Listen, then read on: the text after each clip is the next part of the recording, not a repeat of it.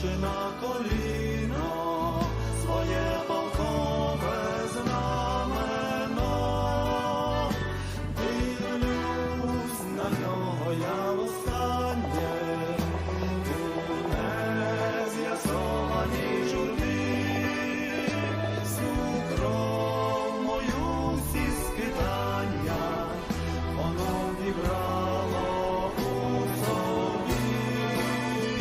Всю кров мою, всі скитання, воно вібрало у собі.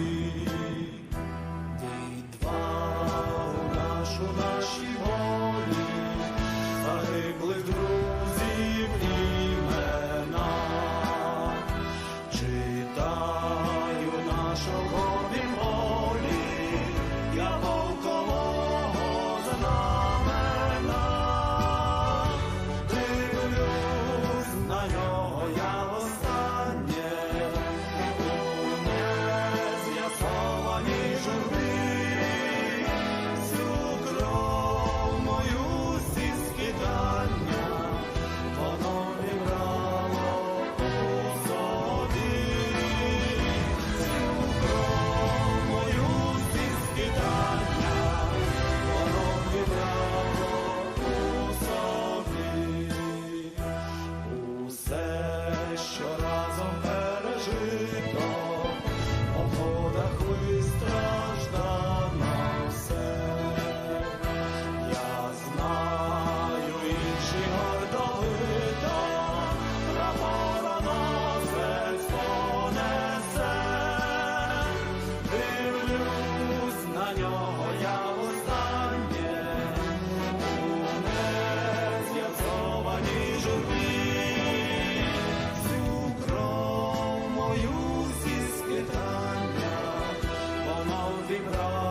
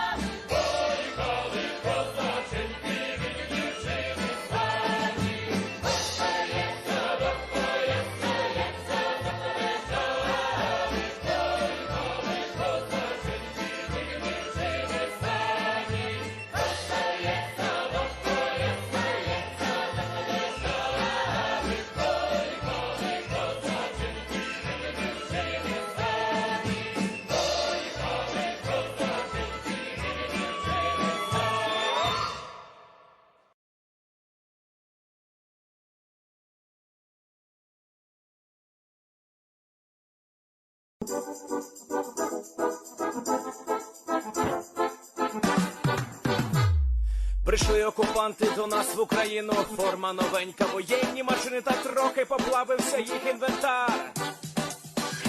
Байрактар, Байрактар. Російські танкісти сховались в кущі, щоб лаптем посьорбати довбані щі, та трохи у щах перегрівся навар.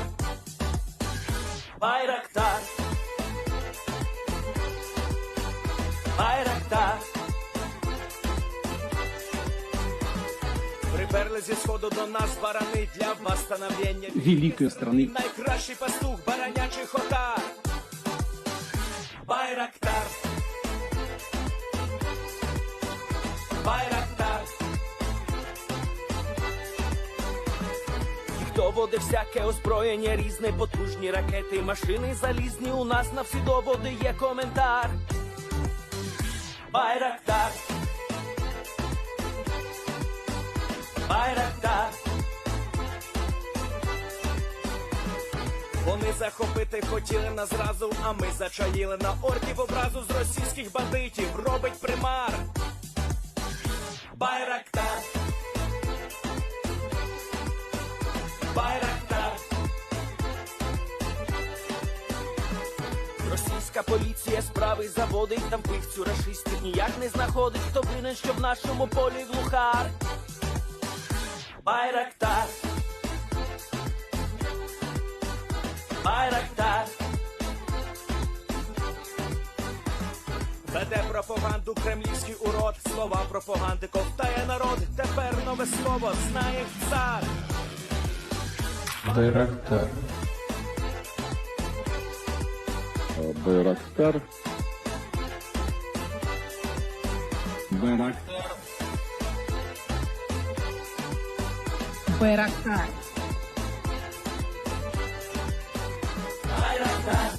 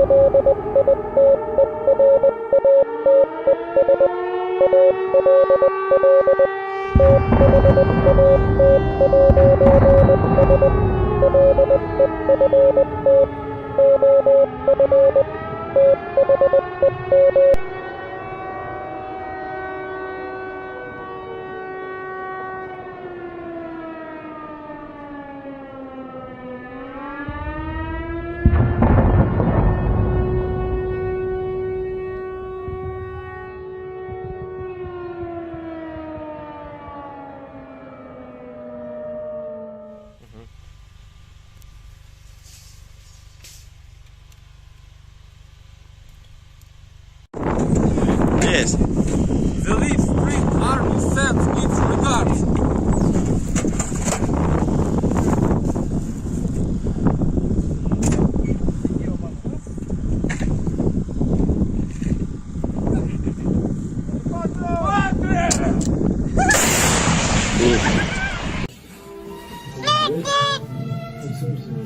О, бля!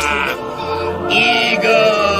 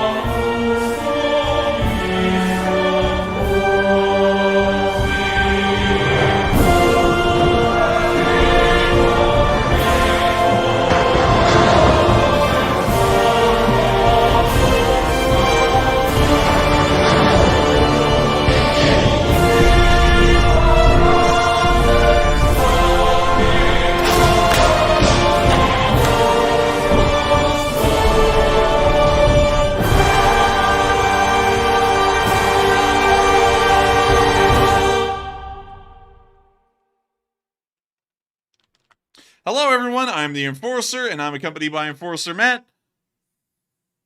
And good evening, folks. It's Enforcer Matt, and welcome back today at 4:37 of the news, and it's good to see you all again through even the lag. And of course, we're going to be covering the past 24 hours of the news of the war in Ukraine, and it seems as though we are already being attacked heavily by a lag attack. This is something that isn't new to this channel. Of course, streaming continuously every single day of pretty much every year for 437 days, we have run into multiple spouts of lag. It appears to be nothing wrong on our end, as our Wi-Fi is A-OK, and everything on our end is working fine. It does appear to be a problem, however, with the YouTube servers. But I'll check OBS real quick, and it appears that we've actually rebounded, and we're not having any lag issues right now. At least that's what OBS is showing. Oh, thank the heavens above. Splendid. And speaking of splendid, we've been getting a lot of splendid news today. And so, without further ado, we're going to be moving on towards the Moscow direction, because in the Moscow direction, we saw that another pro-Russian propagandist has had a little bit of a run-in today, as we saw that his car was the recipient of a small bomb. I would actually say that this is more so a larger bomb, but nonetheless, here's a video. We can see the car right there, the crater. Тут нормальная, бля, ебанула. Я всех сниму, кто здесь. And I don't know what the hell the guy was doing in the middle of a field near no paved roads. But it does appear that this... Oh, that looks like an Audi Q7, bliat. This looks like he's not going to be making it out, bliat. This looks like the family's going to be asking, can we see the buddy?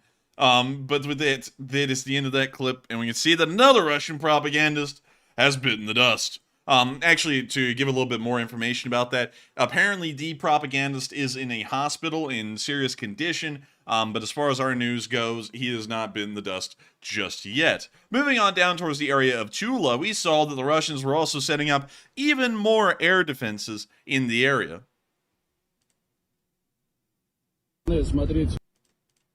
We can see multiple air defense systems. We can see a large amount of S-300s and S-400s out there in the field, along with their radar installation.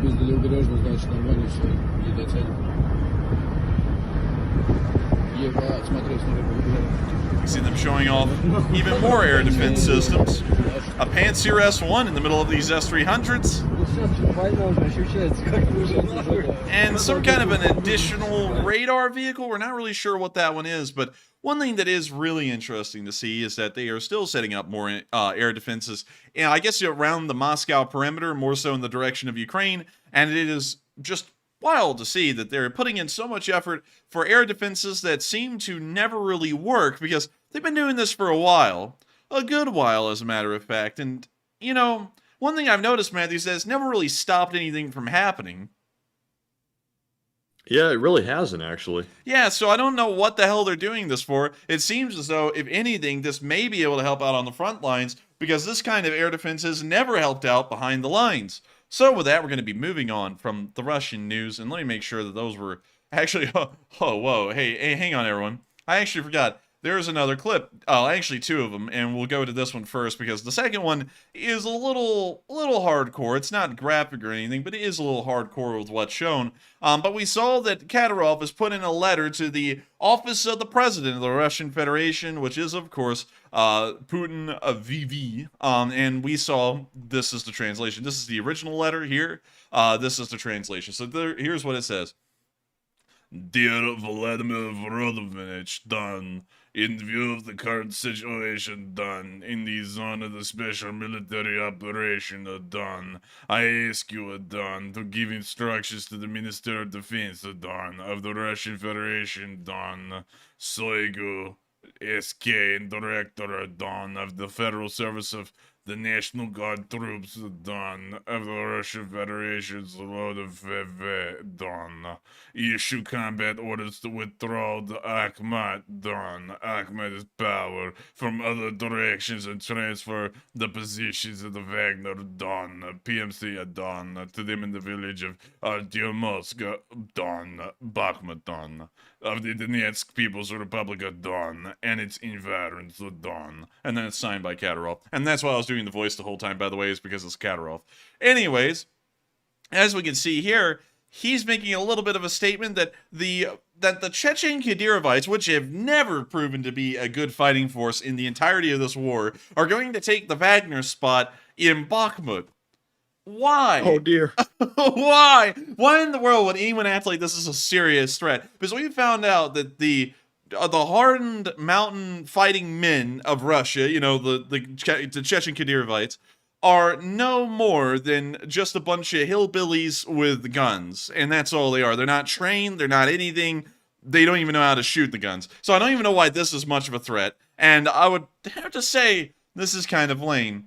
But with that, we're going to be moving on into the Krasnodar area, or specifically the Krasnodar Oblast, where we did see something of a interesting sight. As many of y'all know, the conscription continues throughout the entirety of the Russian Federation, and more specifically in places that are further to the south. For example, Chechnya, Dagestan, and also Ingushetia, which is also in this area as well. One of these areas is Krasnodar, although it is lesser affected than those in I guess you could say, the Caucasus Mountain region. One thing that is sad, though, is that many Russians do not want to be a part of these conscriptions or these mobilizations, and so sometimes they take very drastic measures to ensure that they will not become another piece of cannon fodder for the Russian armed forces. And we've probably seen today the most extreme example of such an event, as a man on film ended up ensuring that he would never be conscripted or mobilized into the Russian army. Of course, the caption speaks for itself. It's not graphic. I want to make sure that we state that specifically. It is not graphic by any means, but you can see what is, of course, in the video. So without further ado, here's the clip. We can see the Russians getting out, and the car explodes. And the man that they were going to grab and mobilize into the Russian army is no longer able to be mobilized. Слушай, ну красиво они подъехали. This is, without a doubt, the most extreme case that we've ever seen on video of a Russian dodging conscription. And we can already see them pulling out something here. It was some kind of a white rope or something similar. I don't really know what's going on here at the end of the video, but it does appear the case that the Russians are not really big fans of being mobilized any longer, and are even going to unbelievably extreme measures because they see these as being better than even going to the front lines. And so with that, in reality, it's quite a dark thing to think about, that the Russians are attempting to mobilize people, and people would rather end up ending their own lives than possibly having them ended in the fields of Ukraine, and showing that, at least as far as the mobilized populace is concerned, or the in progress of being mobilized population, they're not really a big fan anymore or a supporter of this war, to the point they'd rather not be around at all than even have the idea of being a part of the war. With that, we're going to be moving on from that clip and on out of Russia, as that is our last clip from the Russian Federation today. And we're now going to be moving on out to the outskirts of Kyiv, because we now have to correct something today by the official statements. Yesterday, well, last night, we actually stated that the Ukrainians were able to shoot down a Kinzhal hypersonic missile with a Patriot air defense system, and we had some pictures that appeared to be the nose cone section of the Kinzhal hypersonic missile after it slammed into the ground and rested there. Matthew then corrected me last night, and he was correct in correcting me last night, that according to the official statements, the Ukrainians had not shot down the Kinzhal hypersonic missile, and during a press briefing the other day, a Ukrainian official clearly stated that they had not shot down any hypersonic missiles with a Patriot air defense system, or a hypersonic under any means for that matter. That was then reversed today and was apparently corrected by Ukrainian officials, as they have now stated that the Kinzhal was shot down by a Patriot air defense system. And they've actually put that down onto one of their official infographics, talking about the air losses that the Russians took that day. This is something fairly... They heard us talking about it last night, man. Yeah. They heard us talking. They said, quick, reverse the statement. And so now, officially, one Kinzhal hypersonic missile has been shot down. I don't know, Matthew, have you run the poll on that already tonight? I'm actually going to run that one next. Okay, good, because I was wanting people's opinion on this, because one thing we have seen on Twitter today, as this was posted on Twitter, is that some people are under the belief that the statement is true. They actually did manage to shoot down a hypersonic missile, and the press secretary was misinformed the other day when he was making the statement that they had not. Others are saying that they have not shot down a Kinzhal hypersonic missile, and they may be deciding now, after everything that was said, to say that they were able to shoot down the Kinzhal hypersonic. I'm not going to weigh in my opinion on it. I'm just telling you all the two sides. We will be having a poll up here, I believe, literally within the next few seconds, to ask y'all what y'all think about this development. Of course, once again, here are the pictures of the supposed Kinzhal missile remnants that fell out of the sky after the Patriot air defense system shot it down. We can see something of an incredibly large hole, at least in this top right picture, showing what may have been a shrapnel breach of the Kinzhal hypersonic missile. But once again, we want to ask y'all what y'all think of it. And what y'all think of this thing specifically. And that's why we run polls. And I think this poll is the most needed one of the night for sure, because this is a very interesting topic and has become somewhat contentious. But with that, we're going to be moving on from this interesting bit of news. And very interesting here, the Ukrainians are now claiming to have shot down the Kinzhal hypersonic missile. We'll wait for the poll to finish before I make any more statements on that. But with that, we're going to be moving on from the Kyiv news, or the Kyiv area news, and on into our location unknowns. I'm actually, correction real quick. I now have to circle back to Russia because there was a small clip that looked like it was in Ukraine, but it's actually in Shebekino. I forgot about this. But a Russian did film a video in the town of Shebekino this night and heard the sounds of gunfire flying over the town, and we also saw tracers as well. So it appears that Russian air defenses in the area are active over something, although we're not specifically sure what they're active for. We can see a small glare in the distance as tracers go flying through the sky and detonate.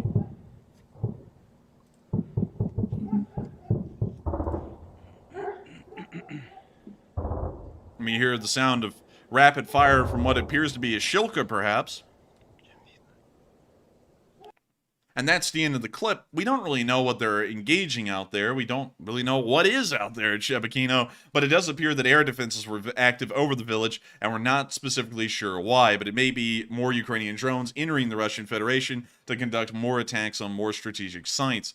With that, we're now going to be moving on into our location unknowns and our first clip, where we saw some pictures of the Ukrainians training with the FV-432. The FV-432 is something of an older British armored personnel carrier that was used throughout the mid to later stages of the Cold War. The Ukrainians were able to get their hands on a good amount of these. They were privately purchased for the large part, and then it says in the caption, along with an unknown amount of Bulldog APCs pledged to be donated to Ukraine by the United Kingdom. We don't see any pictures of the Bulldogs. We have seen Bulldogs, though, in Ukraine already, along with, I believe, Wolfhounds. But the FV-432 is something a little bit new. It's very interesting to see. I would say that if we had to compare it to any vehicle that the Ukrainians have so far, it is once again within that M113 MTLB kind of category. It is a lightly armored, tracked armored personnel carrier. Its sole purpose on the battlefield is really just to transport soldiers from point A to point B and drop them off and protect them possibly from small arms fire, although larger calibers like a 50 caliber could punch right through the armor of the FV-432. Still, really neat to see, and it's really good to know that the Ukrainians are constantly getting more and more equipment from really anywhere and everywhere around the world from any source. We're now going to be moving on into our next bit of news, where we saw a Ukrainian soldier training on a machine gun on the training field, and it appears that he was not ready for the recoil. Now, I can tell you this. It appears to be a 14.5mm gun that would be used on a BRDM-2. And one thing that's already wrong is that his posture is kind of crouched, so you can see that he's putting a lot of weight backwards onto the gun, like he's maybe pulling back on it a little bit while he's holding on to it. And of course, with the kind of recoil these 14.5mm guns have, that may not be the best thing for him. And you'll see why. So you can see him lining up the shot and firing, and the guy behind him knew to get out of the way. The other guy on a phone call I saw happening. Oh yeah, he's just like, yeah, someone's just like fell over out here. But look at this.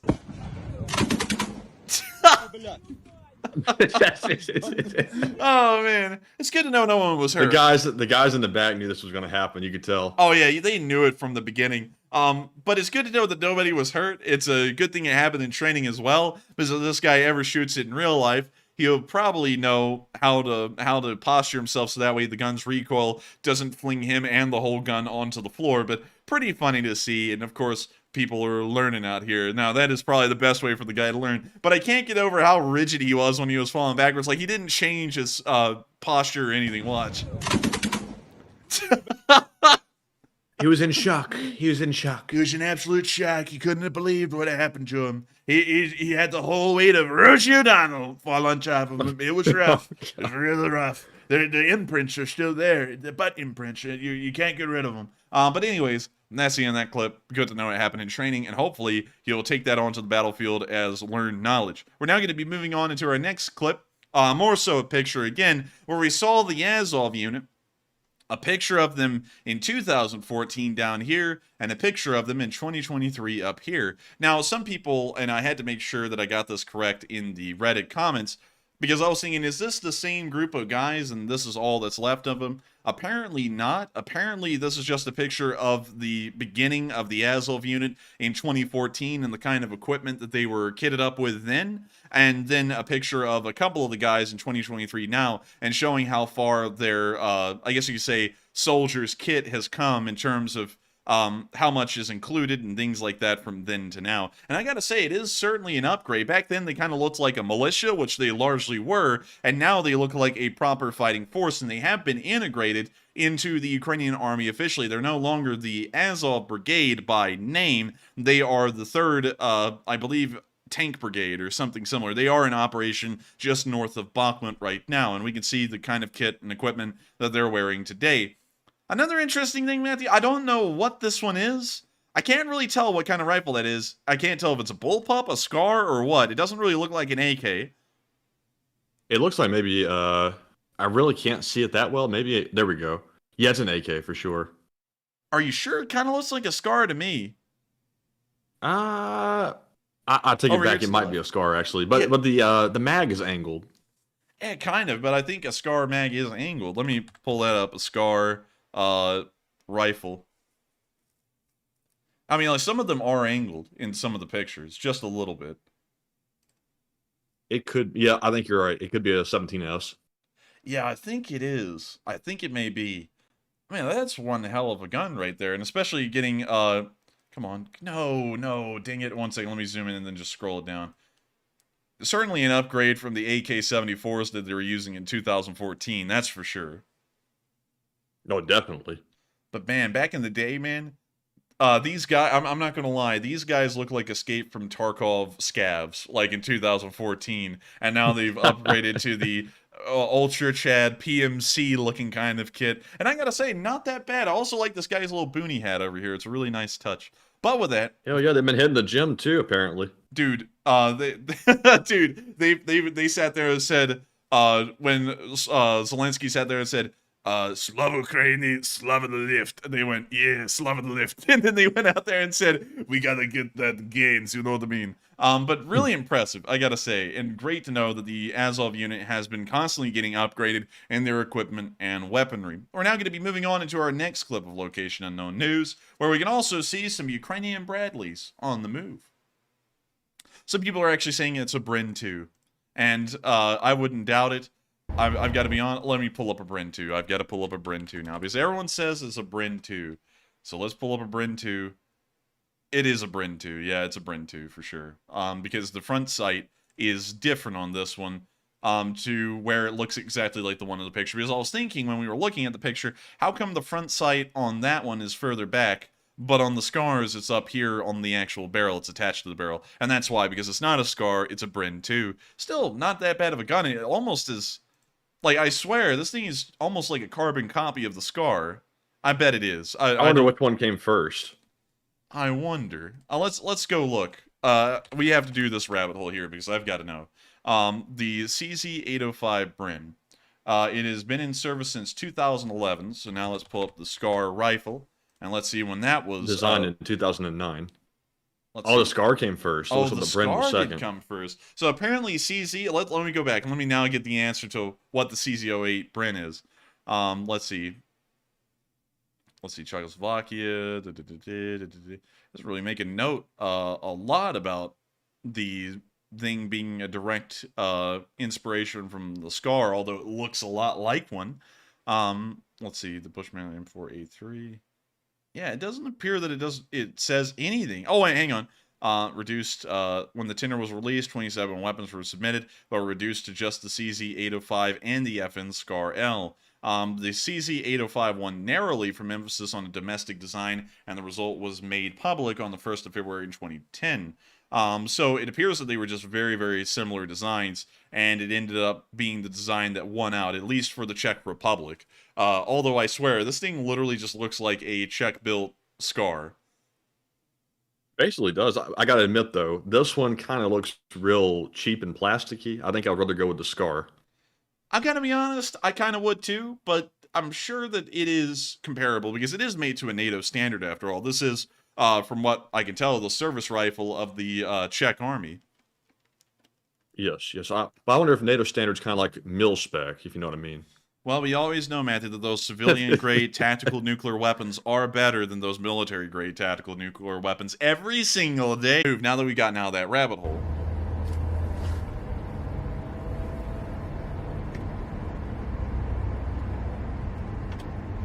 When you see them with their digital camo, they've already gotten a little muddy, and they also have troops loaded up on top of them, also troops most likely inside as well.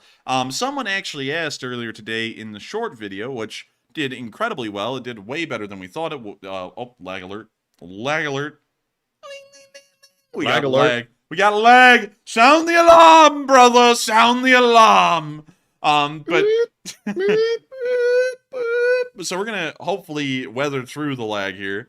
But the reason why there are soldiers that ride on the top of these Bradleys is because, one, these are more so of like the not really the APC version of the Bradley. The M2s are the APCs. I believe it's the M3s that are more so the light tank anti-armor kind of APCs, and so there isn't as much room supposedly inside of this variant than there is the normal ABC kind. And another interesting thing is that it actually helps with crew survivability to a small degree, because all of the spalling and shrapnel, if it gets hit, is going to be inside of the compartment, and so if you're riding on top of it, you can kind of be a little bit safer. So, you know, there's multiple reasons. On top of that, there may be so many infantry riding inside that there really is no other better option than riding on top of the Bradley as well.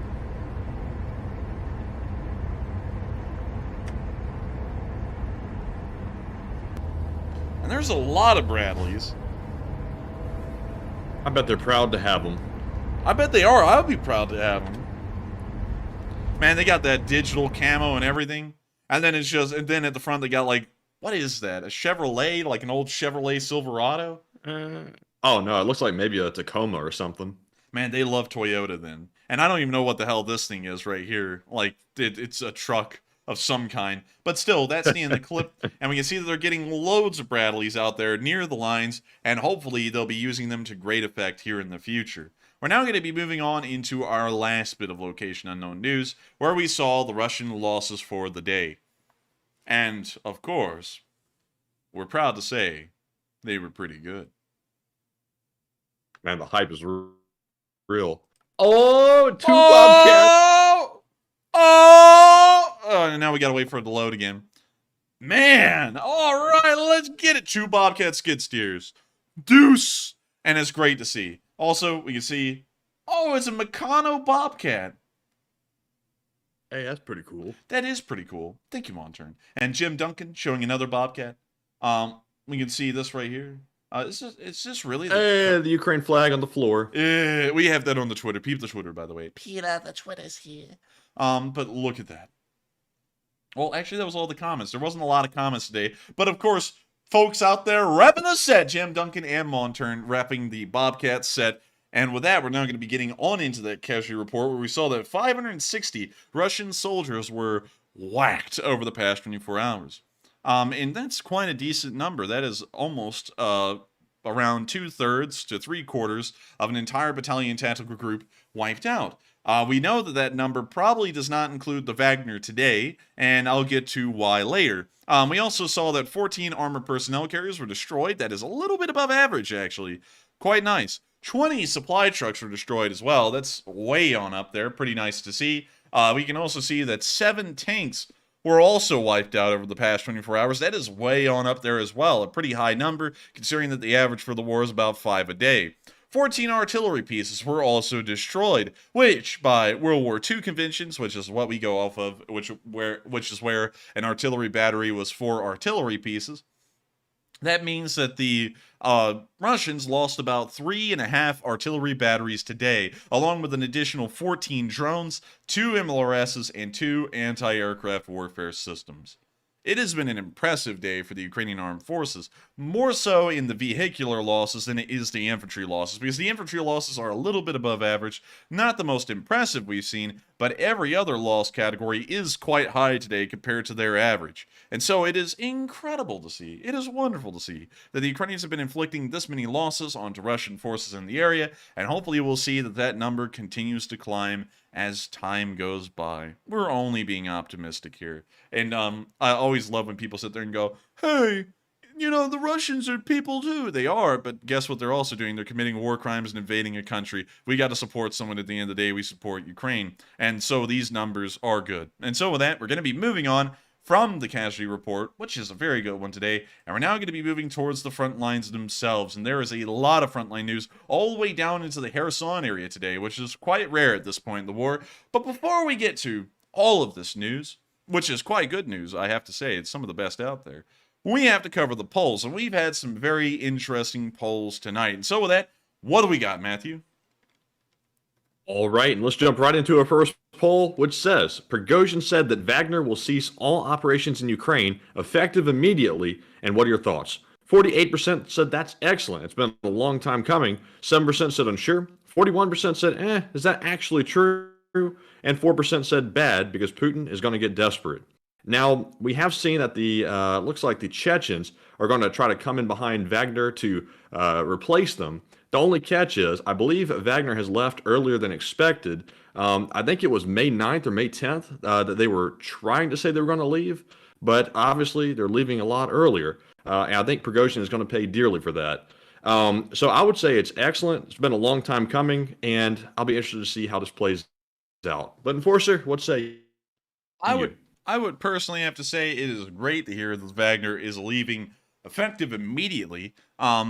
And also someone said he said effective 10th of May. Actually, that was corrected from yesterday. He said 10th of May yesterday. Today he said they're leaving effective immediately, which means right now. And so the Wagner unit is withdrawing from the lines right now and leaving the city of Bakhmut. This is huge news to me because that means that the Battle of Bakhmut, Matthew, didn't just kill off a large amount of the Russian army. It killed off the Wagner unit as a fighting force. Yeah, it probably did. And also, one thing I'm curious about is if Wagner has started leaving Bakhmut completely, I wonder if the Ukrainians were prepared to go ahead and start advancing forward again to retake some of that ground. Who really knows? That's a good question. I wouldn't really know if they were ready or not, and they may be trying to play it cautiously. Someone said it could be a trap, and it could be a trap. Who really knows? But it is very wild to hear that they are leaving, and I think it's a good thing and good riddance to them as well. And so with that, I hope that does address that poll fairly well. Russian bots are literally seething right now. They are crying and they want reparations. And sadly, they will be getting no reparations rather than additional sunflower seed oil from Ukraine once the war is over. That's all they'll be getting for the Wagner unit being totally wiped out, pretty much. And so with that, we're on to the next poll. All right, and our second poll says Ukraine reverses course and claims that it actually did shoot down a Russian Kinzhal missile. And what are your thoughts? 75% said they probably did shoot it down. 17% said unsure. 6% said, it seems unlikely. And 3% said they did not shoot it down. And for me, I have to say this. I have to give some preface information to this. The other day when they denied the allegation that they shot the Kinzhal down, the press secretary was getting so frustrated about reporters asking that question that he finally said, I've said it 1,000 times over, we didn't shoot it down, and he was adamant that did not happen. And now today they've turned around and said that it did happen. Obviously, I did say last night that if Ukraine was smart and very wise, which it appears they have decided to pursue, they would simply run with it. But now it's looking a little bit suspicious to me because it looks like they did a complete 180 from a very hardline stance they were taking yesterday. So I'm going to actually say unsure. I'm kind of in the fence on this one, or on the fence. But Enforcer, what say you? I would have to say that I would have to go with the 75% on this one. And I think that it was actually shot down because the pictures were fairly convincing. At least the remnants of the Kinzhal were fairly convincing.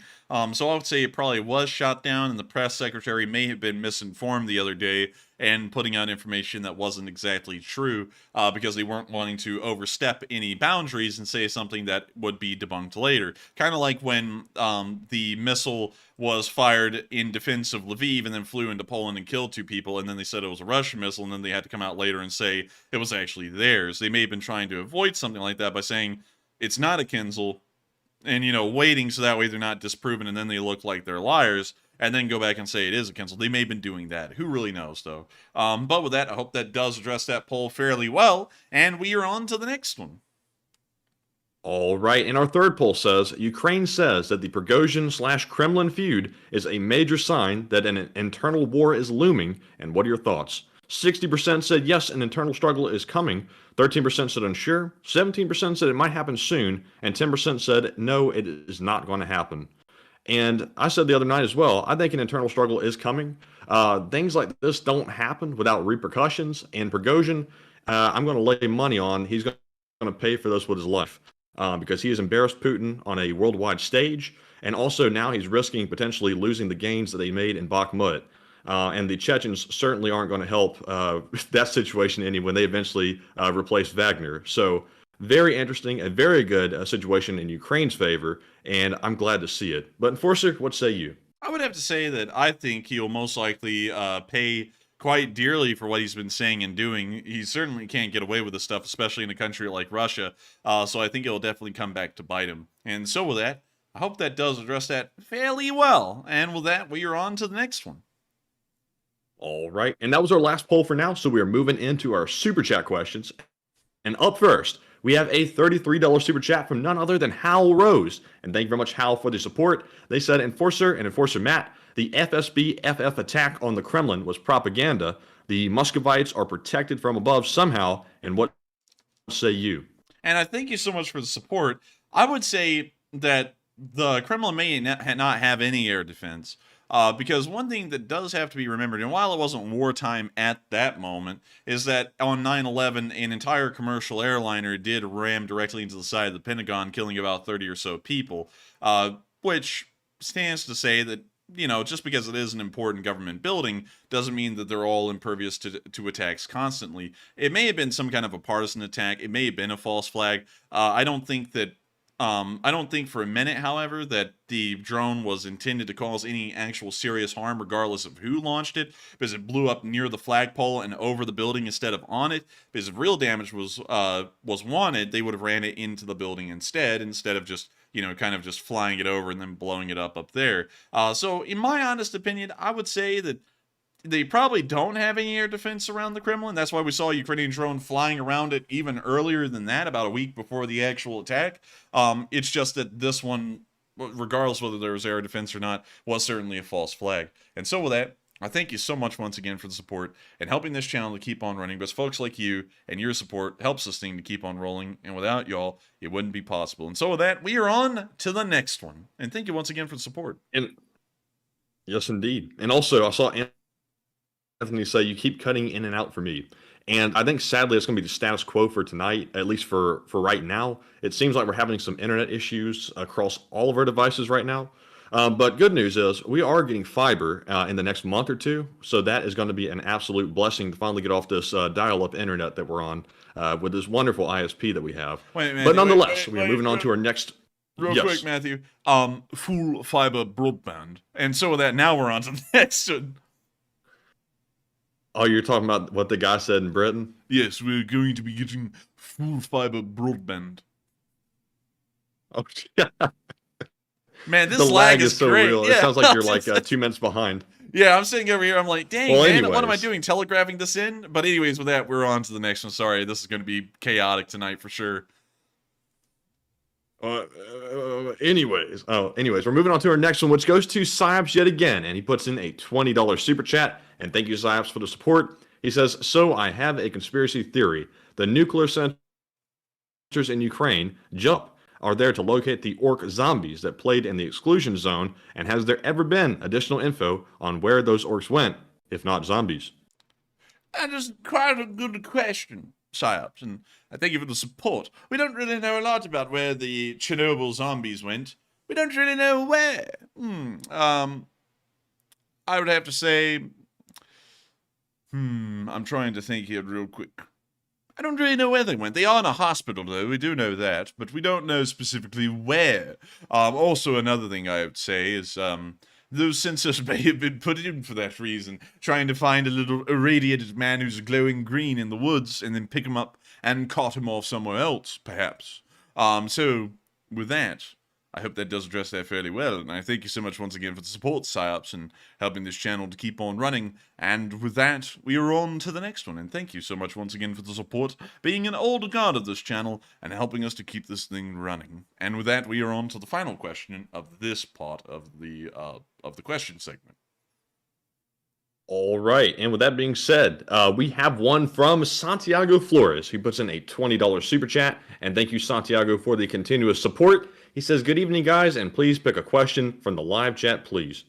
And good evening to Santiago Flores. You are an old guard, and I gotta thank you so much once again for the support and being here tonight again, and actually a true diehard old guard, and we will make sure to get a live chat as well. And I see a whole bunch of people saying King Enforcer, and speaking of which, the coronation did happen today, and it was pretty impressive. I didn't really get to see much of it, but it was quite nice, to say the least. And I would have to say this real quick.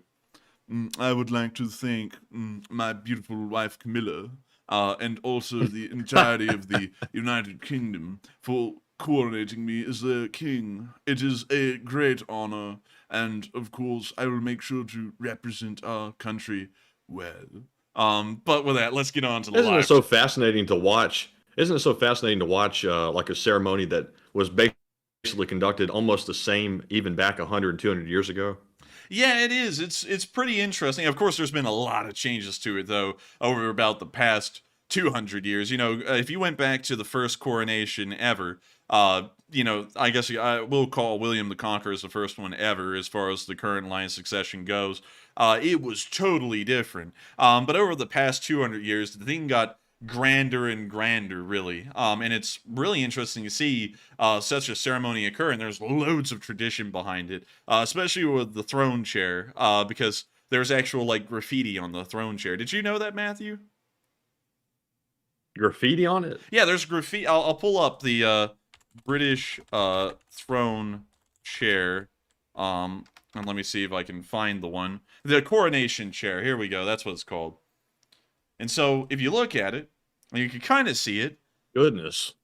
You can see that it's got scribbles in it. It looks like a desk at school, you know, when, like, one of those old wooden ones that people always sketched in. And throughout pretty much 1,000 years that this coronation throne has been used, at some point, one point or another, people have been able to get to it and graffiti something into it. So there's all kinds of graffiti on this thing, all the way back from 1,000 years ago, and pretty much all the way up till about maybe the past 100 years or so. And it's really interesting. If you can get a close-up of it, and I'll see if we can. The coronation. It kind of looks like a fancy electric chair or something, if I'm being honest. I'm not going to lie, it kind of does. And let me let this thing load, because our internet is going a little bit slow. And I'm trying to find a good picture of it. A good picture of it. I'm saying a good picture. They don't really have a lot of pictures of this chair. They don't really let you get a good look at this thing. Well, now this picture's loading. People are roasting the hell out of this chair. I mean, it is a horrendous chair. No one can really lie about that. It is a horrendous looking chair. But it is a neat chair nonetheless. It's got a lot of history behind it. And it's like, 700 years old. So it's a very old chair. Probably one of the oldest chairs around. And also, what's cool about it is that they have this thing called the Stone of Scone that came from Scotland. And it weighs like 140 kilograms. And they take the thing and they put it under the chair during coronations. The whole reason is that it's supposed to officiate, because that stone, the Stone of Scone, was used to crown Scottish kings. The whole point of putting the stone under the coronation chair is that the person who's getting coronated is both the King of England and Scotland. Wales doesn't really matter, neither does Ireland, because, you know, for some reason they get stepped on. But if, you know, as far as Scotland and England are concerned, that's the way it goes. You can actually see the Stone of Scone right there. The Stone of Scone. That must have been delicious. It must have been. I mean, it must have been an amazingly delicious stone. You can see another picture of it right here with the stone in it. It's pretty cool. That's definitely different. Yeah, it's definitely different. Quite a lot of tradition. And Lawrence said, stolen from Scotland. Yes, it was actually stolen. They literally just stole the thing. They went up there and they just took it. And I'm not even kidding. They just sent an army up there. They found the stone, grabbed it, loaded it onto the back of a wagon, and just carted it back down to England. So that way, every time someone was coronated in England, they would be the King of Scotland too, at least by the official Stone of Scone rules. But anyways, with that, I'm going to be moving on. Oh, well, wait a minute. Did we even address the Super Chat in its entirety? We actually did not get around to getting the live chat question, I don't think. All right, so let's get the live chat then. So the live chat question is going to go to John Emmert, who says, how many think the Russian army is about to repeat 1917? That actually might be something that could happen. What the question is talking about is the revolution of 1917, which was started by the Russian army, where the Bolsheviks, which had infiltrated a lot of the lower classes, which also included a large part of the Russian Imperial Army, started a revolution against the Tsar, and that's what began the Russian Civil War. Interestingly enough, this is another interesting bit of the history, is that the beginning of this was from the Aurora cruiser, which is still preserved in Russia to this day. A cannon on the ship, I believe it may have actually been, I don't think it was, it may have been that cannon specifically here on the front of the ship, but a sailor fired off that cannon in the middle of pretty much the revolt in 1917, and that gunfire was the pretty much signal in St. Petersburg to begin the revolution, and from there the Russian Civil War began. But I guess you could say that this is kind of like the Lexington and Concord of Soviet history, is this cannon on the front of the Aurora. Oh, that's interesting. Yeah, so pretty interesting little bit of history. They still preserve this thing to this day. It's almost treated like Independence Hall is here in the United States. But I would say that such a thing could happen in the modern day, because we do know that there, much like the Tsar and much like the Soviet Union as well, there is a massive disconnect in between the Russian government, which is made up of incredibly wealthy elites, and the generally impoverished populace of the Russian Federation. It could possibly happen again, because with what Wagner is doing, which is almost direct insubordination against the Russian government, who's to say that something like this could not happen again? It's certainly within the realm of possibility, I'd say that. So with that, I hope that does answer that fairly well. And of course, I thank you so much once again for the support and sponsoring that live chat. Hopefully we did make sure to address the super chat as well, and also the live chat as best I could. But with that, we're now going to be moving on out of this question segment and on into the Frontline news. And so starting off in the northeastern area, we have to, of course, go over the front lines of the day, and this map sadly didn't update before the stream. Let me see if it's updated now. And we're waiting for it to update. And it's...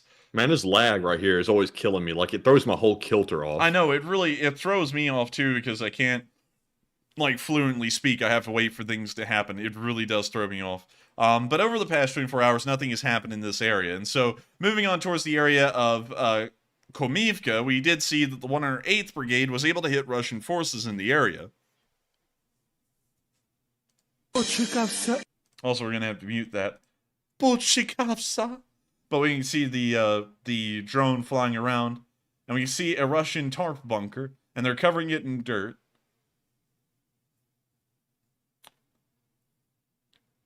And this drone is about to go down there and cover those Russians in a little bit more dirt. You see the drone going on down. right towards the bunker and slamming directly on top of it. But you now see the explosion right there at a far distance.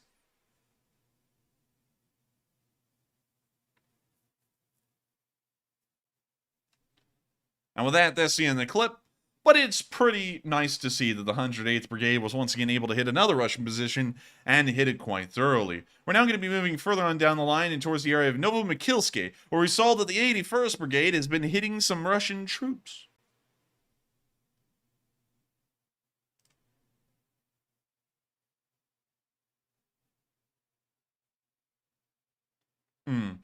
Me and my beautiful wife Camilla are waiting for this video to load. Oh, thank God.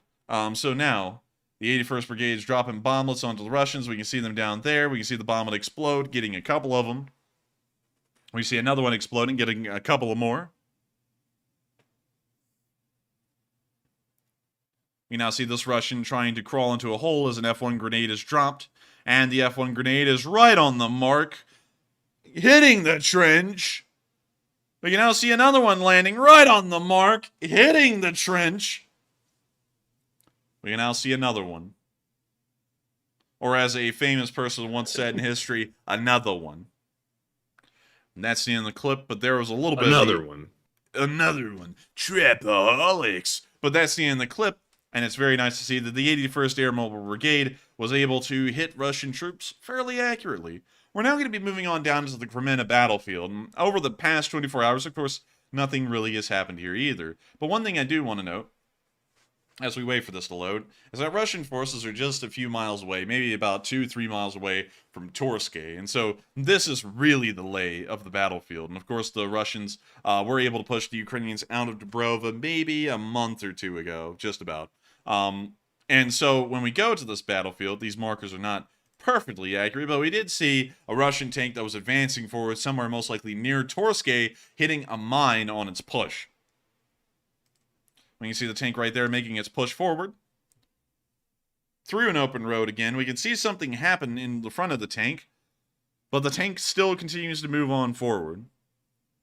It is now rounding the corner of a tree line, now moving through the open field. We can see a couple of Russian soldiers trailing out of the BMP from behind, and now we can see the BMP has caught a light. It's now exploded. That was quite a rapid development of events.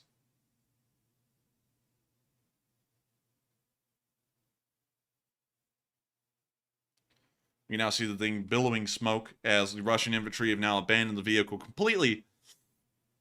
And that's the end of the clip. But once again, very nice to see that the Russians got a good schmackling of anti-mine shrapnel in the bottom of their BMP and had to end up abandoning it. Meanwhile, at Dubrova, we saw a very lucky Ukrainian soldier who was saved from a horrendous bullet wound by the backplate on his bulletproof vest.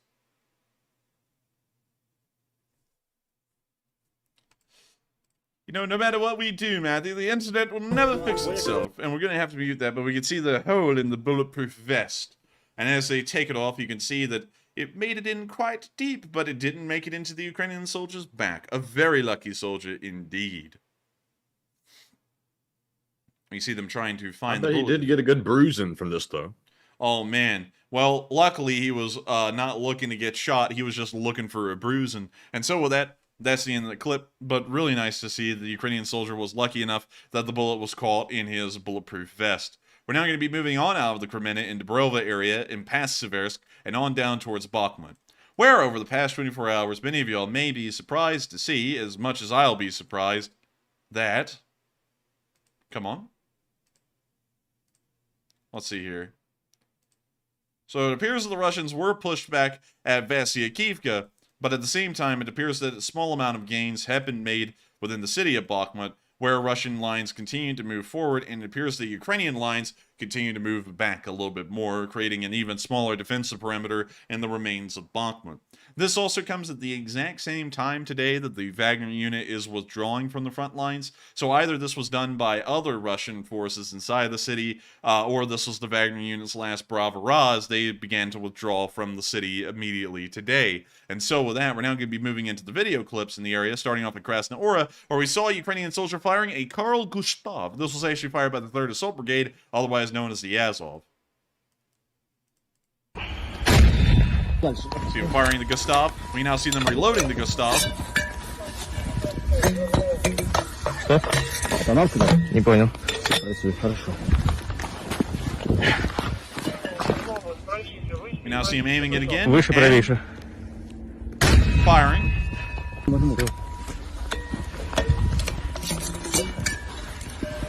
Hey Carl, can you hold it down?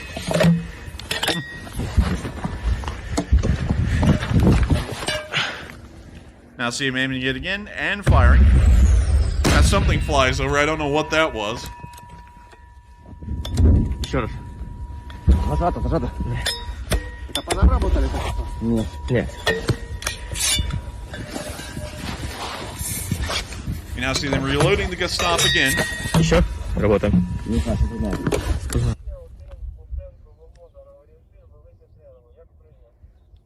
Now see them getting ready to fire the Carl Gustav again, and the video ends. But once again showing the Ukrainians operating that very nice and exquisite Carl Gustav rifle that has been used by many European armies for multiple decades and is finding itself with a new life in Ukraine. And so with that, we're going to be moving on from that little clip and on to our next one, down on the northwestern ridgeline, where we saw that the Ukrainian 56th Brigade was able to destroy a couple of ammo dumps that were up on that ridge.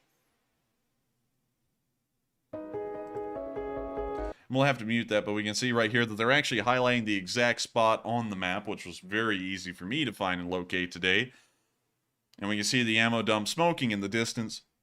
Of course, as you all may know, smoking does kill, and so always make sure to smoke wisely, people. And now we can see the ammo dump getting hit again, a little bit of an explosion coming out of it.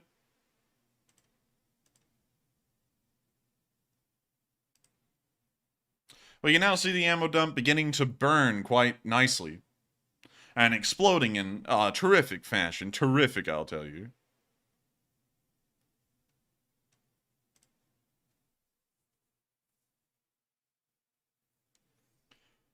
We can now see it cut into another clip on the northwestern ridge as a tank was hit as well. Just trying to double dip the chip, are we?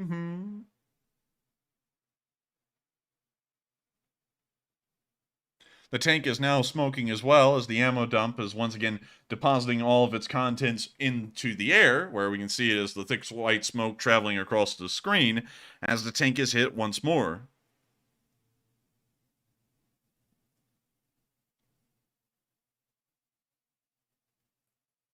We can now see the tank going up in a blazing inferno.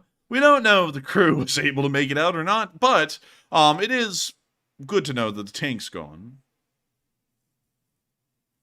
With that, that's the end of the clip, but always happy to see another tank going up in flames.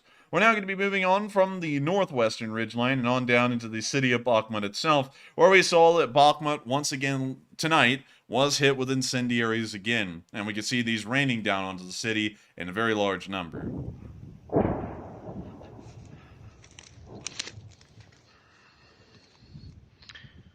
Знову Бахмут фосфором накрили. Підараси, сука.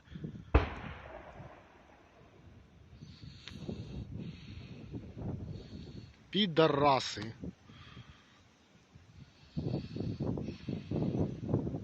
Нічого. Все буде Україна.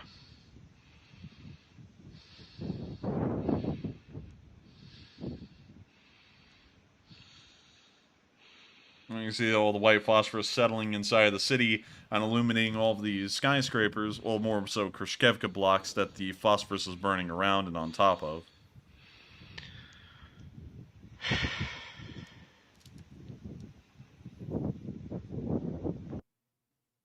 With that, that's the end of the clip. Once again showing that the Russians are resorting largely to war crimes to try and push the Ukrainians out of the city. Of course, the Wagner will not be around for the victory from what we know. We're now moving on to our next clip where we saw the Ukrainians leveled an entire city block today to make sure that it could not be used by Russian forces. Here's a clip. Oh, yeah, yeah. And also we're going to mute that. Oh, yeah, yeah, yeah. And we can see the entire city block coming down. And I gotta say, they're not going to be whipping the block this time. Or spinning the block, because the block just disappeared. It's gone. Smoke now billowing out of the remains of the building. We don't know if any Russian forces were in them or not. One can only imagine if they were or were not, and if they were, a large amount of them must have been lost since the entire building came down from one end to the other.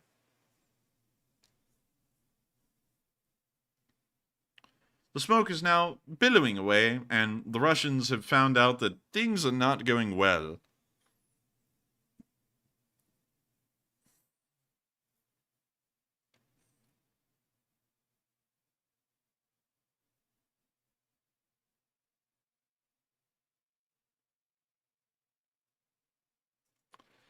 And the smoke is beginning to clear just a little bit. And of course we can see that the buildings are no longer there, and artillery is immediately landing onto the position.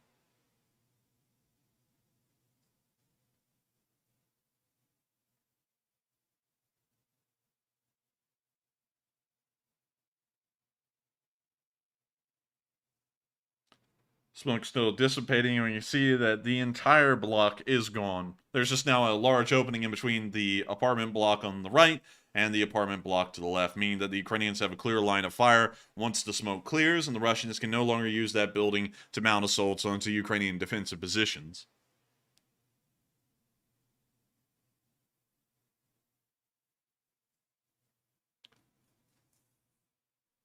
We're now going to be moving on into our next clip from the city of Bakmut, where we also saw a burning Humvee inside of Bakmut. It appears that one of the Humvees was not so fortunate today, and it was filmed to be on fire. Also, we're going to be muting that, but we can see the Humvee right there toasting. It appears to have had a machine gun mounted on top of it. And we can see the Humvee right there. Of course, the Russians are making quite a big deal out of this burning Humvee because it's one of the few vehicles they've actually been able to destroy in the city of Bakhmut probably over the entirety of the battle. And so with that, we're now going to be moving on from that little burning Humvee and on out into the sticks near the highway perimeter, where we saw that the 30th Brigade was able to conduct an assault onto a Russian trench. I'll say this already, we won't be able to show the entirety of the clip because it gets pretty wild at the end, and the Russians get hosed down, if you know what I mean. So I can't really show you all that part, but I can show you all everything leading up to it. And so let me lay the scene. These are the Ukrainian soldiers assaulting the trench. These are the 3 Russian soldiers who are defending the trench. We can see one grenade land in front of them, blowing up white smoke, and we can now see the Ukrainians laying down fire, and the Russians trying to return fire, firing directly over the trench, but missing most of their shots. We can now see the Russians continuing to fire over the trench, incredibly inaccurate fire. Nothing of theirs is landing nearby. Another Ukrainian grenade was thrown and explodes just 5 yards away from the berm of the trench. We can now see the Russians continuing to try and keep the Ukrainians' heads down, but neither of them can really see each other, and so the rifle fire is proving to be ineffective. We can see, however, that the Ukrainian soldier is trying to shoulder his rifle. He backed down really quickly, though, most likely heard a bullet whiz over his head, and he is now trying to think out the next thing to do as both of the Ukrainian soldiers lie low, and it appears that the Russians are getting a little bit more accurate with their gunfire. The Ukrainians also appear to be inaccurate with their gunfire as well, only a few bullets hitting off of the berms of the trenches and the rest flying over. The Russians are trying to scrounge up a grenade. They throw a grenade, and it lands in the middle of both of them. It is the most pitiful grenade of the entire engagement. And I've already seen this whole video, so, I know how this one goes for certain. I don't even know how in the hell they threw the grenade that badly, but we're about to see what I can only call Tom Brady, the spirit of Tom Brady, fill one of these Ukrainian soldiers as he's about to throw the 50-yard perfect grenade toss. The grenade actually lands right in front of this guy right here, who gets up and decides that the best thing to do is try and climb out of the trench. Now we can see that he narrowly avoids the shrapnel from the grenade explosion. These two guys, however, may have gotten a little bit of it. He then gets right back down to the trench after the grenade explodes. The Ukrainians still firing their rifles into that direction, and, well, the rest is history, but I can't really show it to y'all. And I don't know if Matthew saw it, but one of those guys just had their lights turned off by the electrical company. So with that, we're going to be moving on from that clip. If you want to see the entirety of it, however, you can always go to the link in the description below to day 437. And you can watch the clip there. We can't show all of it, though, because I know that YouTube would not be happy with us showing the rest of it. So just make sure to go into the link and watch that video for yourself in its entirety if you're interested in the outcome. I will explain, however, that while we didn't really see it exactly in the film, all of the Russians in that trench would be wiped out by the Ukrainians taking no losses whatsoever. We're now going to be moving on into Ivanivsky, where we saw that a father and son, both fighting in the Ukrainian armed forces, were able to meet each other today.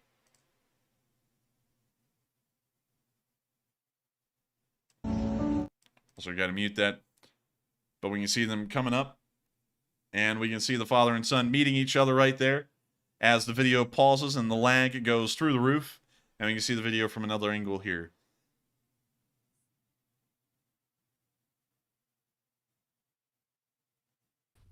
And the video is loading. And Enforcer Matt said, LOL, he talks very fast. Haha. What are you talking about? He does. Oh, He talks so fast.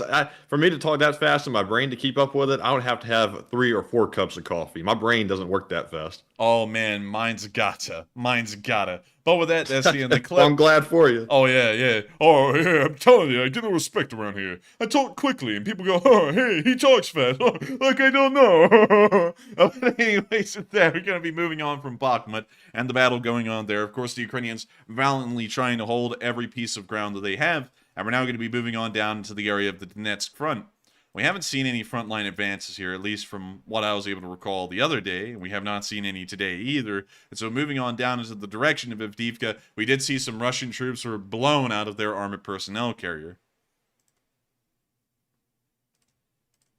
When you see the armored personnel carrier moving across the field as a BMP-2, and it gets hit, and the Russian soldiers come flowing out of the back of the APC.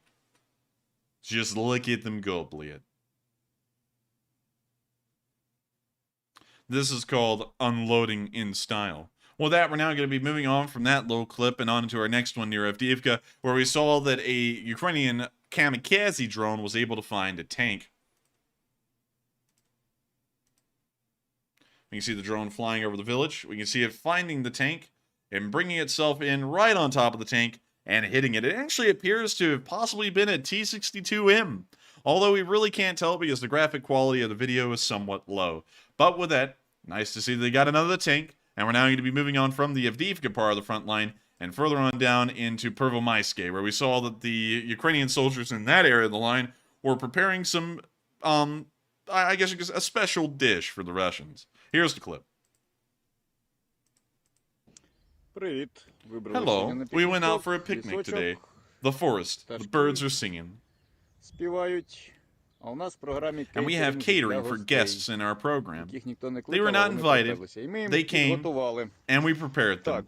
So the first dish is the VOG-17 grenade. Double portion. The main dish is the F1 hand grenade with garnish. And dessert, Mark 19, grenade candies. Запалом. І десерт, цукерочки. Цукерочки від МК-19. Ібо нехай шастить. Let it be. Нехай шастить. Все буде Україна. Everything will be Ukraine. And the video clip ends there. And I gotta say, this guy is really preparing a good dish. I think Gordon Ramsay would even be happy, but sadly you can't microwave those because they just blow up in the microwave. Anyways, we're going to be moving on from Pervomayskoye and into the area of Marinka, where we saw what the conditions looked like in Marinka again today.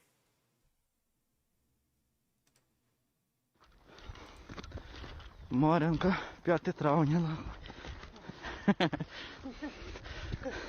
И так с каждым днем, нахуй. Хатки уменьшаются. Да, 5 травня. Мар'янка, блядь. And it is once again completely destroyed. Майже. That's the end of the clip. We didn't have any videos of firefights going on in Marinka today, but once again, a glimpse into the city, which looks like an absolute hellhole, and yet the Ukrainians still hold the line even at this moment.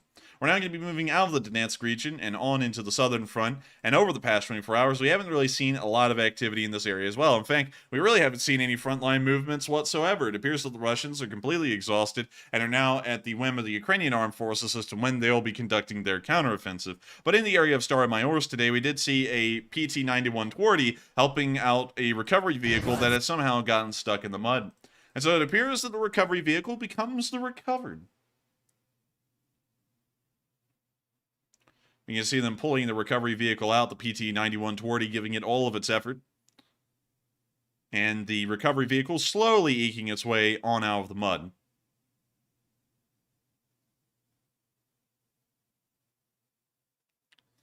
You see the Twardy fighting through the mud, continuing to pull the recovery vehicle out. And with that, that's the end of the clip, but a very interesting one to see, and once again showing the incredibly difficult ground conditions that are prevailing in that area right now. We're now going to be moving on to our next clip where we saw the 47th Brigade's Bradleys again, this time in even weirder camouflage, but I have to say, it's not that bad. Especially when you see it from the top down right there. Not that bad. Not bad at all. I like it. I like it. And Mikey, he likes it. And then we can see it once again right there. Oh, well, not that bad. Would I put that camo on a Bradley? Yeah, sure, why not? It looks pretty good. I like to see it. It's also an M2A2 Bradley. And so, we're now going to be moving on from that little clip. Once again, really nice to see. And on towards the area of Vavarivka, where we saw that the Ukrainians were able to get a great harvest of landmines this month.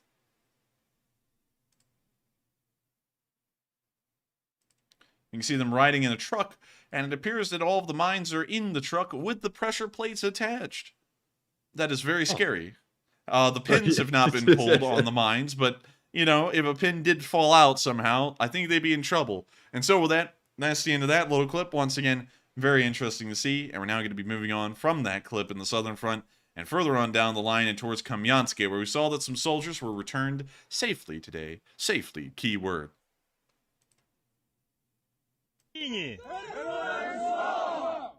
there's all of them. In total, 42 soldiers were returned, 35 privates and sergeants, and as well as 10 extra officers. That actually equals up to 45, so I don't know if there's a typo here. I actually did math correctly this time, but still, it is great to know that Ukrainian soldiers have returned and are hopefully going to be having a good life from there. We're now going to be moving on from the southern front in general and on down towards Kherson, where we saw that the Ukrainians carpet bombed a Russian position today with drone bomblets. Oh, whoa. We can see the bomb was copyrighted. Oh, very copyrighted, I'm telling you. We can see the bomb was falling on the Russian positions on the other side of the river, and it appears that it may have been hitting them dead on. We can see a little Russian running away, which lets us know that it was hit head on. The stuff is burning. We can also see a guy being dragged out. A couple of guys being dragged out, actually. So, yes, they did hit the Russians dead on with that bombing.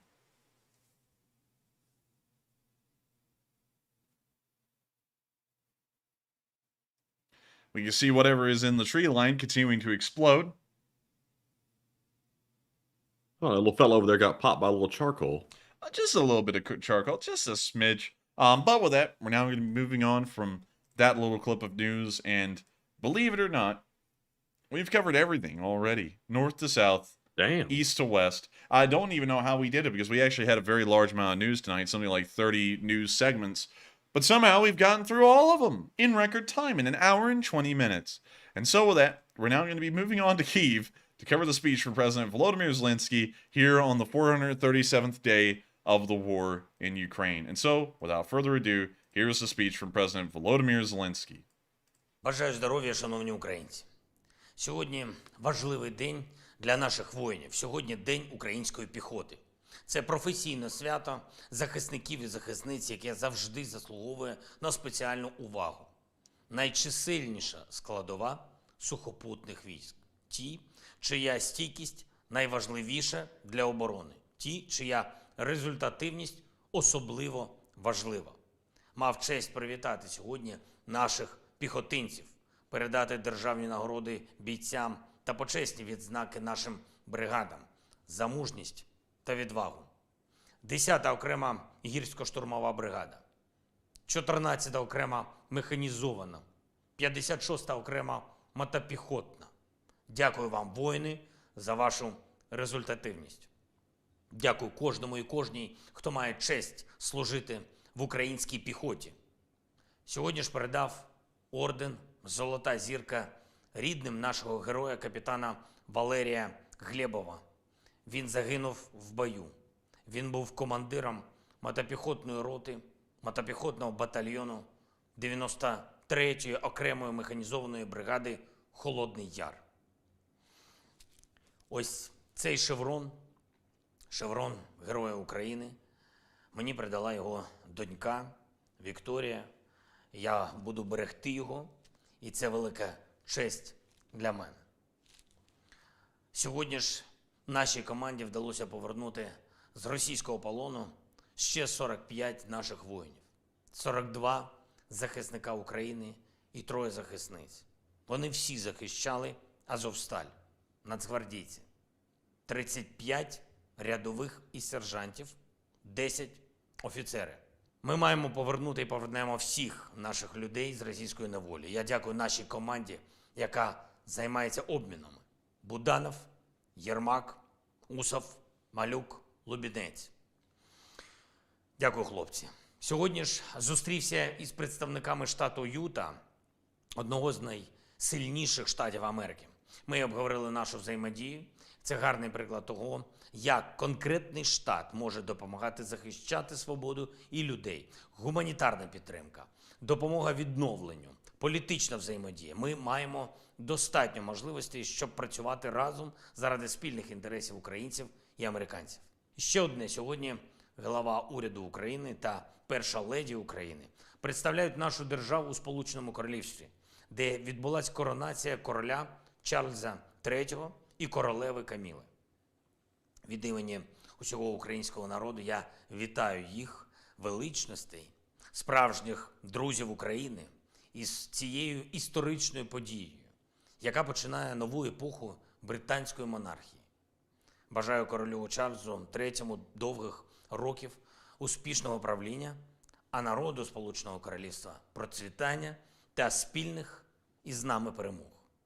Для мене було честю зустрітися особисто з його величністю у Лондоні. Я пам'ятаю нашу розмову, я пам'ятаю щиру емоцію до України і українців. І дякую за підтримку, дякую усім британцям. Дякую кожному і кожній, хто допомагає захищати життя і свободу. Слава усім нашим воїнам, які зараз в бою. Слава нашому прекрасному народу. Слава Україні! And with that, that is the end of and Slava Ukraini. And that is the end of the speech from President Volodymyr Zelenskyy here on the 437th day of the news of the war in Ukraine. And of course, I thank you all so much once again for watching our news segment. It has probably been one of the shortest segments of news that we've had in a while. Only an hour and 20 minutes long, hour 24 minutes long as of right now. We're going to be moving into our question segment where we're going to be addressing all of the super chats that have come in tonight, as well as many live chats as possible. But before we even get to all of that, I want to thank you all so much once again for coming tonight and, of course, relying on this channel as your source of news of the war in Ukraine. If you did enjoy and you are new to this channel, please make sure to subscribe as we run this kind of stream 6 days a week, except for Mondays at 10 p.m. Eastern Time, covering the past 24 hours of the news of the war in Ukraine. You can always count on us to know exactly where the news happened, what happened on the front lines, and everything else in between, and also include some things in our polls. So that way we can also hear what y'all think about what's going on in the war and certain events that have caused a stir over the course of the day. But with that, thank you all so much once again for watching the news segment, and we're now moving on into our question segment. But before we get into the questions themselves, we have to address the polls. And so with that, what do we got, Matthew? And it is time to address the polls, and I feel like the polls are probably tired of us addressing them at this point. Would you agree? I would agree. I feel like the polls want to address us at this point. But I really love just, addressing the polls. I love talking to the polls. Talking to the polls is my favorite pastime. But anyways, past all that insanity, our first poll says, Ramzan Kadyrov says his special forces are ready to advance toward Bakhmut. And what are your thoughts? 43% said Ramzan hopes to warm up to Putin. 7% said unsure. 33% said, it's just posturing by the Chechens. And 17% said it's a complete lie and BS. And I'm with the 43%. I think Ramzan is once again trying to warm up to Putin.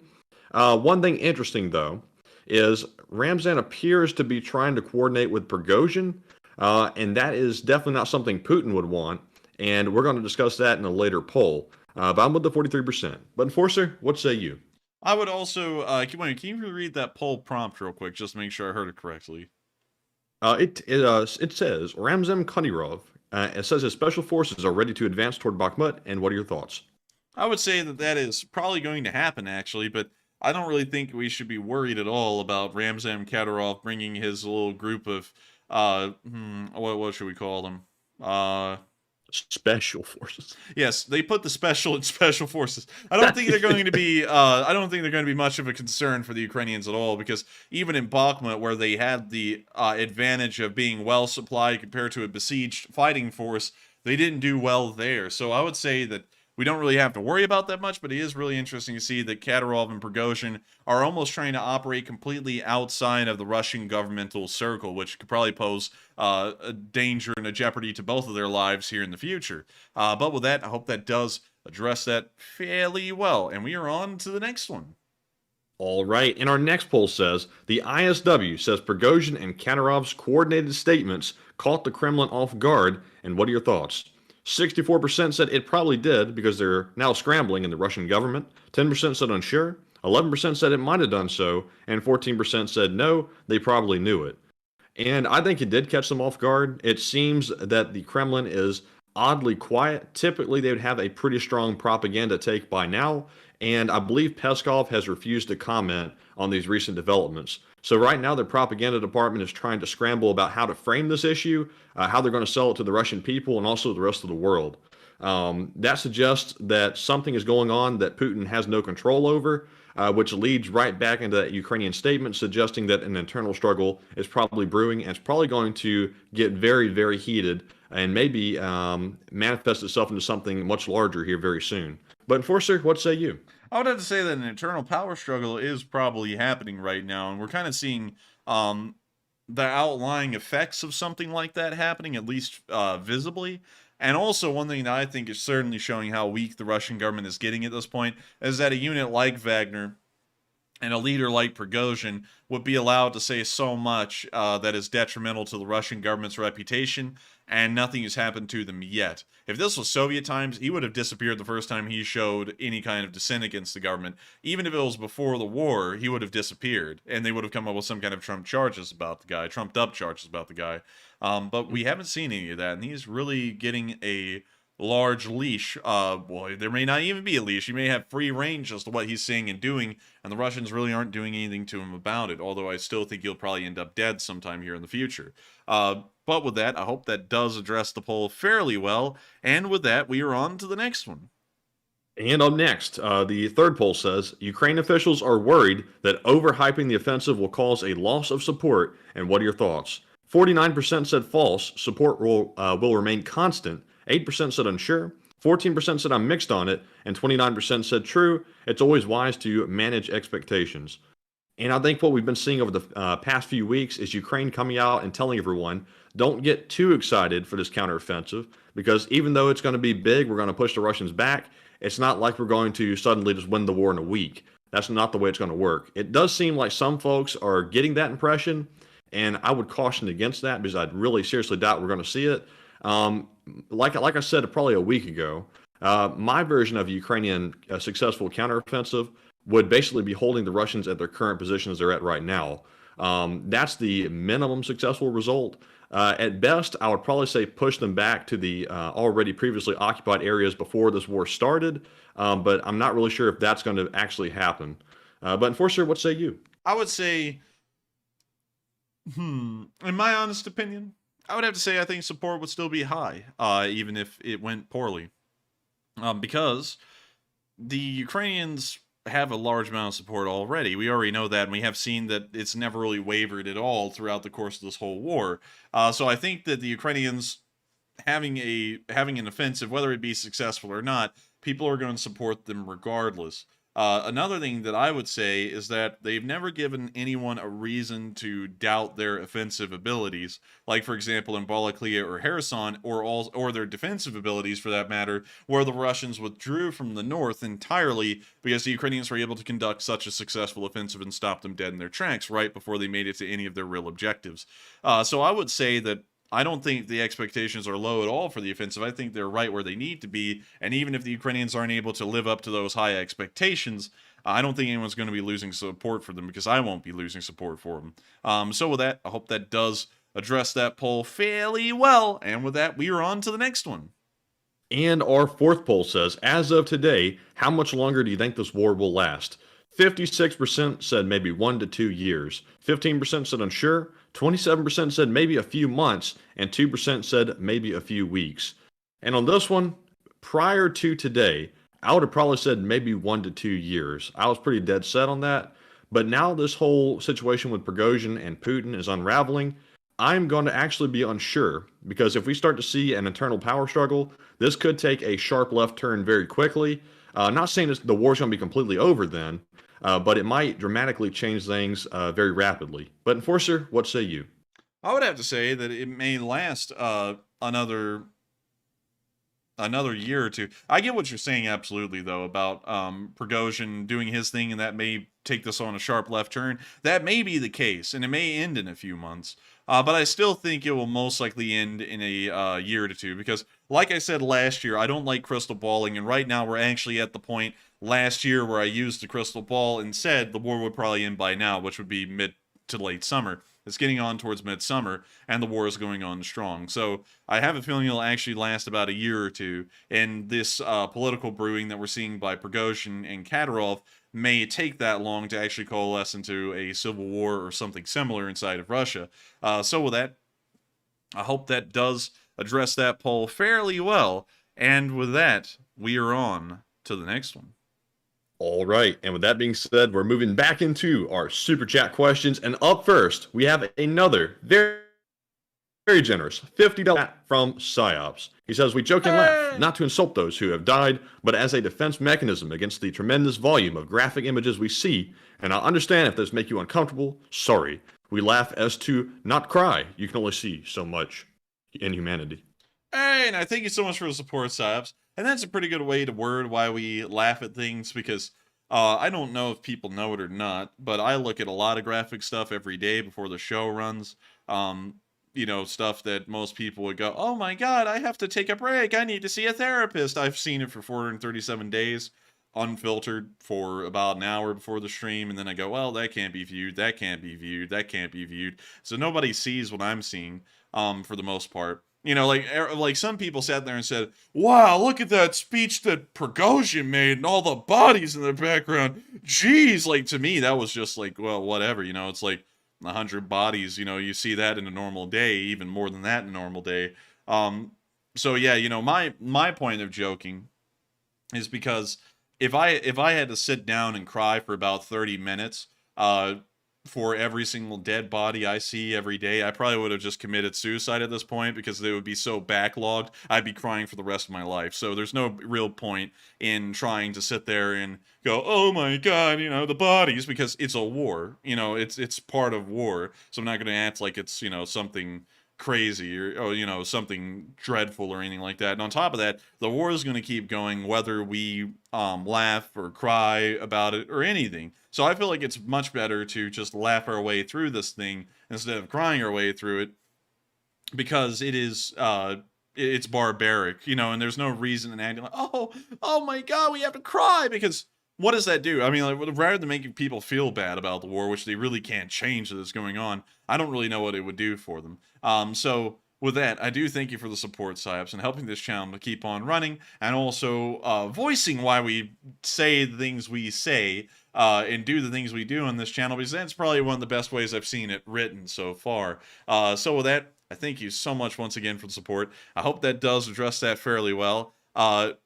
And also, Angry Penguin said, some people are insanely selfish to ask you to change how you operate. Oh, you wouldn't believe it at all how selfish some people can be. I mean, like, some people are so selfish that they can be running their own YouTube channel and have their own say on how they run things, and then want to come over to us and try and tell us how we can put up our thumbnails and how we can run our show. You know, it, like, the amount of selfish people out there is endless. And one thing that we have never done, and one thing I don't think we'll ever do, is view ourselves as being so important that we're going to tell people how to run their channel, and things like that. You know, I think that's, for one, absolutely outrageous that there are people out there like that. And also, I find it completely outrageous that sometimes people come in here after we spent and I would have to, let me take a guess here real quick. Let me just take a raw shot at this. 437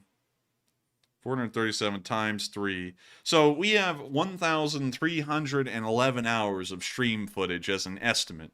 As the amount of time we've been live on air. 1,311 hours as of this moment. And when you think about that, that is 1,311 hours of work that we put into running this news and running this show. And someone will come in after we've done 1,311 hours of work on this thing for 437 days live on air. That's not including all the behind-the-scenes stuff like Matthew running the Twitter or me making the stream happen before we even go live or making the other videos or anything like that. It doesn't include any of that time, which probably doubles or triples the amount of time we put into this, and takes it into multiple thousands of hours. And then, you know, if you combine the amount of time we both put into it, then hell, you're looking at a lot of time. Like hell, even if we just take Matthew's time that he spends live on air with me, that means that we have a combined almost 2,700 amount of 2,700 man hours put into just running live on air alone. And then someone comes in and wants to say something like, "Hey, I don't like this." It's like, well, hell, man, I've been doing this for forever and for thousands of hours, you know, live with it or not. I mean, you know, that's like, as the war has kept on going, we try to make people happy at the start, but some people act like if we don't go out of our way to bend over backwards to just appease them specifically, they have to make it everyone's problem and make hell on earth for us. And at this point, we've been doing this so long, it's like, you know what? They can go somewhere else. Also, it looks like people are learning about the penguin glitch. Oh, wait, no, Nightbot got it! No! Oh, no! Oh, Nightbot got it. And the first one it gets is Mark. Yeah, of course it gets Mark. I was about to be like, hey, Mark's figured out the penguin glitch. But then Nightbot got him anyways. That was messed up because I've seen everyone using that loophole a while, and now it won't allow the loophole to be used. But still. Also, it's also... What the hell? Wait, hang on. I gotta go back and look at that one. What the hell? No, it's not. But anyways, with that, I hope that does address that fairly well. And I thank you so much once again for the support and backing us up on that. And also Angry Penguin, I hope that does address that comment fairly well. And with that, we are on to the next one. Thank you so much once again for the support, Psyops, and helping this channel to keep on running. And let's see. I'm seeing some people say LOL. Yeah, I don't know why I got marked, because I've seen people putting in like 1 million penguins in the chat since yesterday, and it didn't get anyone. But then it gets Mark. I don't know why it got Mark either, because it was like a normal number of penguins, to be honest. You see, Nightbot will let you put in some penguins, but 16 penguins, that's where it draws a line. Look at Sipes. Is it going to get him? No, it won't, because he's a mod. That's right. Oh, yeah, it won't get him because he's a mod. That's a lot of penguins, by the way. That's got to be the most penguins I've seen so far, probably because Nightbot didn't axe it. But that is a lot of penguins. That's a load of penguins. But with that, we are on to the next one. But thank you so much once again, Silas, for the support. And with that, we're on to the next one, finally, after I said that for like the 5th time. All right, so with that being said, our next super chat goes to Psyops yet again. He puts in a $20 super chat this time, and thank you very much, Psyops, for the support. And he puts in a musical piece. Oh, no. I don't recognize it, but it is in your Discord DMs because you are the singer. You're the singing man. Damn it. Oh, sorry. Dang it. I get to sing again. Whoa. I'm just gonna, honestly, I've got to be honest. I was hoping I didn't have to go without saying this tonight. But I think I'm gonna have to say it now because this requires singing. I don't really feel that great tonight. To be honest. That's also, Matthew, why I went and got a snack. Like, went out of my way to go get a snack before the stream because I was thinking maybe good food would make me feel a little bit better. It didn't. Wait a minute, when you feel bad, you go get a snack. No, well, I was thinking, you know, I was like, maybe I'm just hungry or something. Maybe if I eat something good, maybe I'll feel a little bit better. And then I did, and I got to be honest with you, I feel even worse, and I felt pretty bad. Taco Bell make you feel that way anyway. Yeah, any time of the day. Honestly, that was a stupid judgment call from me that Taco Bell would make my ails go away. It just made them worse. So I will try and sing this. It probably won't be the best. But with that, Jitterbug, you put the... Wait a minute, hang on. I think, Matthew, we might not be able to read this one off because I started reading it, and then I was like, oh. So, man, I do love... It looks a little questionable, I think. It do look a little questionable, though. But at the end, it says, man, do I love Ukraine. Never be tamed. And with that, I thank you so much once again for the support, Sipes, and helping this channel to keep on running. But I have to say, it is a little sus. It's a little sus. So we won't really be able to read it off or sing it on stream. But I do thank you so much once again, Sipes, for being a supporter of this channel, helping us keep this thing running, and also throwing in another interesting song. But sadly, I don't think we'll be able to read this one. So if you want, Matthew, we'll throw it on into a live chat. All right, so Sipes, your live chat question goes to, let's see here, it's going to go to Asel, who says, do you think that the Chechens might reinforce Wagner and not replace them? Perfect cover for troop movements and to bring logistics. I would say that's possible, but if they want to just move the Chechen Kadyrovites in, they could just do that.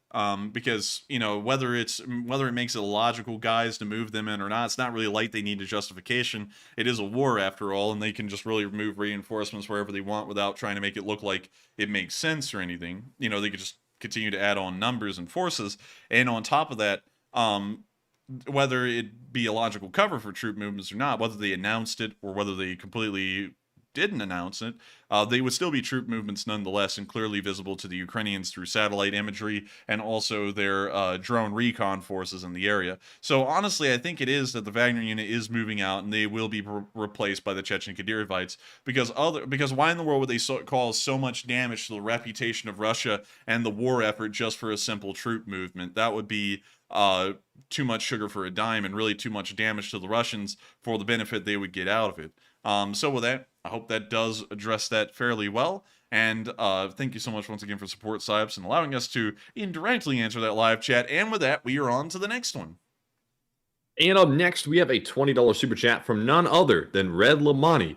And he says, hey guys, Leaf Spring Army Chef here, and I got some truffle pasta today and fresh trout with pistachio crust for the Leaf soldiers. You'll keep doing you thing, and I'll keep you fed. Hey, and I thank you so much for the support.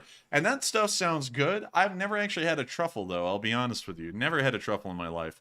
But I've always heard about them, and I don't know if they're good or not. A lot of people say they're great, and I guess they must be great. But I've never had one. So with that, I thank you so much for the support and sharing that with us. We would love to eat that stuff if we could, and maybe one day we will. Maybe one day. And so with that, we're going to be moving on to the next one. Thank you so much once again to our LSA chef for letting us know what's on the menu tonight. And with that, we are on to the next one. And thank you so much once again for helping this channel to keep on running and helping this channel to stay fed. Yes, indeed. And up next, we have a $20 super chat from none other than Marion Diemert. And thank you very much for the support, Marion. And she says, Slava Ukraine. And Slava Ukraini. And thank you so much for the support, Marion Diemert, and helping this channel to keep on running. Folks like you and y'all support helps this channel to keep on rolling day in and day out. Y'all help to grease the gears of the channel, and if it wasn't for folks like y'all, this channel would not be possible. Also, Matthew, I was just thinking about that bot that you got a while ago that said, hey, you make this much. I don't even know why the hell people say that, because it's like you can literally see how much we make by just the super chats that come in. Just add them together and then multiply it by 0.7 at the end of the stream. It's not like it's hidden or anything. So, you know, I don't know why people say that. But anyways, y'all support I mean, does... even better than that, I mean, you can see the amount at the top of the taskbar every single night. Yeah, you can. I mean, like, it's so stupid when people say that. It's like, what, can you not add? You know, like, people just come up with fake numbers all over the place and go, oh, you make $5 million a month. It's like, no, we don't. No. It's like, you know, add the numbers. You know, it's like you can physically see it coming in during the stream. You know, if you were that interested, just add it up and then multiply it by 0.7 because YouTube takes 30% of it, and there you have it. That's what we make. But still, moving on from that. What's the matter anyway is the other question. I mean, if people want to donate to keep the channel running, that's their choice, not the bot's choice. Yeah, and I don't get that either, because it's not like we're sitting here with a gun up to people's heads telling them you will give us money. We say if you enjoy the channel, you can support us and you can decide how much. And then people act like that's that's heinous, that we actually allow people the choice whether they want to support us or not. And beyond that, it's completely free. You know, that is really the stupidest argument ever, because unlike other channels, we don't have membership-only live chats. We don't have sponsors. Oh. We don't have ads. We don't have anything like that. Everything's free, absolutely free. There are loads of viewers who, even to this day, they've been watching since day 4, and they'll throw in a $20 super chat like 4 days ago, and they'll say, this is the first super chat I've ever sent in. And up until that point, it has been absolutely free for them. They've never had to put a single cent or a single second of time into helping this channel to keep on running and supporting it. I don't know why bots are there and go, oh, he's getting support, because it's like, yeah, you can decide if you want to support or not. I don't know why in the world they act like we're like forcing people to support the channel or not. And that's also why we thank y'all so much for y'all's support, because we don't. And there is no way we can force y'all to support the channel. Like, you know, what in the world would y'all do? Like, y'all would just leave. And it would be a reasonable response to leave if someone was trying to force you to support them. So with that, I've got to thank you so much for the support, because support like that does help us to keep this thing running. And I thank you so much once again for helping the thing to keep on running, and also being a member of the LSA. And thank you so much once again, Marion Deemert. And with that, we are on to the next one. All right, and up next, we have a $20 super chat from none other than Truster1. And thank you, Truster, for the support. And he says, so, Enforcer, would you sit in that throne if circumstances resulted in that? Would I sit on that coronation throne? Yeah, I mean, like, it's an uncomfortable chair, but if for some reason I was being coronated, I wouldn't go against tradition, because it is a 700-year-old chair that's been used by everyone up until that point to get coronated. So I'd actually sit in the chair, yes. And so that, thank you once again for the support. Let's see. Oh, no. You gotta ignore him, man. You gotta ignore him. No, I read that one because I was like, I was like, that's an interesting one. But anyways, with that, I hope that does address that fairly well. I hope, and thank you so much once again for the support. Now, I'm wondering, Matthew, I had something lined up. That's why I stopped for a minute, because that one I immediately had something lined up on. But we will hold back. We will make sure not to hurt their feelings. Because while they like to shoot stuff at us, if we shoot back at them, they'll be going, that's uncalled for. So we'll hold off. You know what? No, we're not holding off. The fella in question said he should stop his crying, get out of his parents' cellar, and get a job. And I have to ask, if you have a job, then why in the world are you sitting in your cellar and watching this stream right now? That's a good question. Anyways, with that, we are on to the next one.